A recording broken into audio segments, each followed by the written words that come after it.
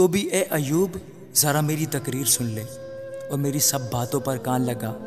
دیکھ میں نے اپنا منہ کھولا ہے، میری زبان نے میرے منہ میں سخن آرائی کی ہے، میری باتیں میرے دل کی راست بازی کو ظاہر کریں گی، اور میرے لب جو کچھ جانتے ہیں اسی کو سچائی سے کہیں گے۔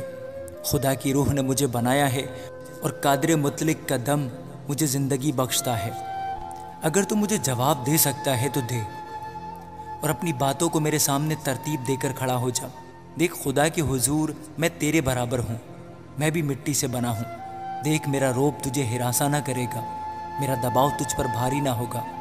یقیناً تو نے میرے سنتے کہا ہے اور میں نے تیری باتیں سنی ہے کہ میں صاف اور بے تقصیر ہوں، میں بے گناہ ہوں اور مجھ میں بدی نہیں۔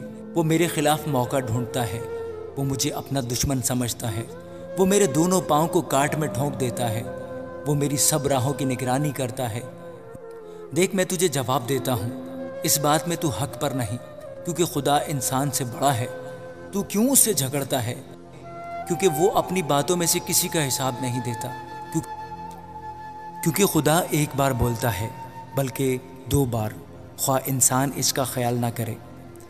خواب میں، رات کی رویا میں، جب لوگوں کو گہری نیند آتی ہے اور بستر پر سوتے وقت، تب وہ لوگوں کے کان کھولتا ہے اور ان کی تعلیم پر مہر لگاتا ہے، تاکہ انسان کو اس کے مقصود سے روکے اور غرور کو انسان سے دور کرے، اور وہ اس کی جان کو گھڑے سے بچاتا ہے اور اس کی زندگی تلوار کی مار سے۔ وہ اپنے بستر پر درد سے تنبیہ پاتا ہے اور اس کی ہڈیوں میں دائمی جنگ ہے، یہاں تک کہ اس کا جی روٹی سے اور اس کی جان لذیذ کھانے سے نفرت کرنے لگتی ہے۔ اس کا گوشت ایسا سوکھ جاتا ہے کہ دکھائی نہیں دیتا، اس کی ہڈیاں جو دکھائی نہیں دیتی تھیں نکل آتی ہیں، بلکہ اس کی جان گھڑے کے قریب پہنچتی ہے اور اس کی زندگی ہلاک کرنے والوں کے نزدیک۔ وہاں اگر اس کے ساتھ کوئی فرشتہ ہو یا ہزار میں ایک تعبیر کرنے والا جو انسان کو بتائے کہ اس کے لیے کیا ٹھیک ہے، تو وہ اس پر رحم کرتا اور کہتا ہے کہ اسے گھڑے میں جانے سے بچا لے، مجھے فدیہ مل گیا ہے، تب اس کا جسم بچے کے جسم سے بھی تازہ ہوگا، اس کی جوانی کے دن لوٹ آتے ہیں۔ وہ خدا سے دعا کرتا ہے اور وہ اس پر مہربان ہوتا ہے، ایسا کہ وہ خوشی سے اس کا منہ دیکھتا ہے، اور وہ انسان کی صداقت کو بحال کر دیتا ہے۔ وہ لوگوں کے سامنے گانے اور کہنے لگتا ہے کہ میں نے گناہ کیا اور حق کو الٹ دیا اور اس سے مجھے فائدہ نہ ہوا۔ اس نے میری جان کو گھڑے میں جانے سے بچایا اور میری زندگی روشنی کو دیکھے گی۔